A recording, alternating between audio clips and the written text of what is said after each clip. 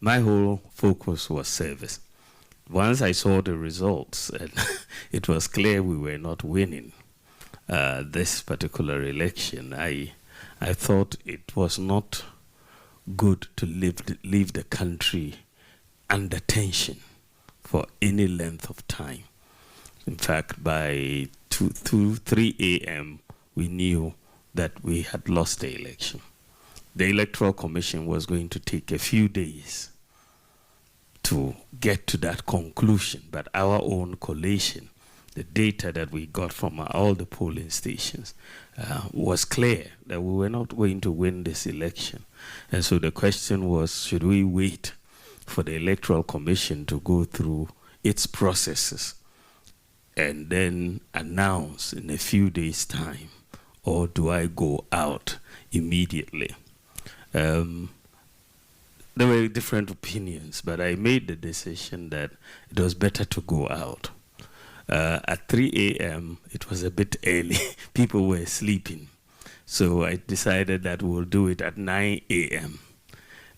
On Sunday morning. And so we gathered the press, and then I made my announcement that morning to say, you know, my opponent had won decisively, and we are conceding the election.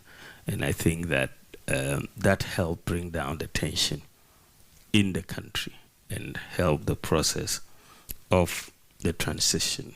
I made that early concession to preserve our peace in Ghana, because otherwise we could have had many, you know, incidents of violence across, and I could see the potential.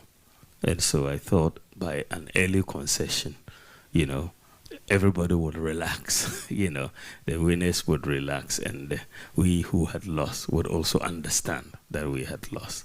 So that was it. And it was also very important that our democracy should be respected. The democracy is about respecting the will of the people.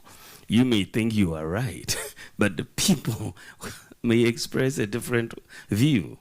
And so once the people say, this is what we want, that is it. It's no ifs or buts.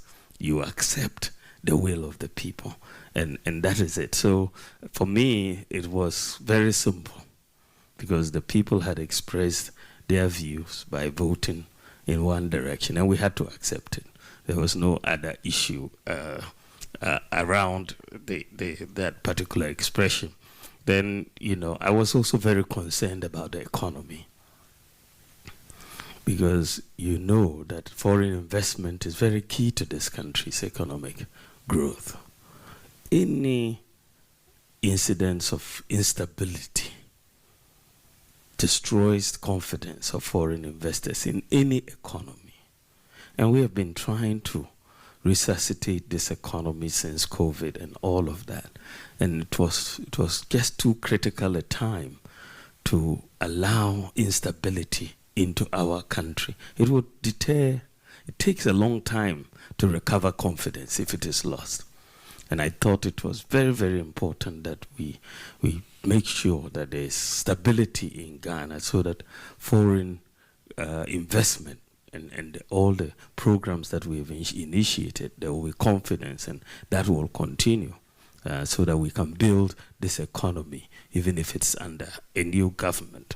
Then I was concerned about security in the sub-region. You know, any instability in Ghana, you know, gives, you know, succor to the terrorists in our sub-region.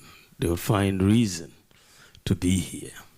And so it was very, very important, for the sake of the security of Ghana, to really emphasize and prioritize our stability and peace here. We thought that if any violence ensued, it will be negative for the security of Ghana and for the sub-region. So these were the reasons behind my early concession. I did it, but then after that, it seemed like a bigger deal than I thought it was. But many people seem to appreciate it, and many people in Ghana seem to really appreciate it.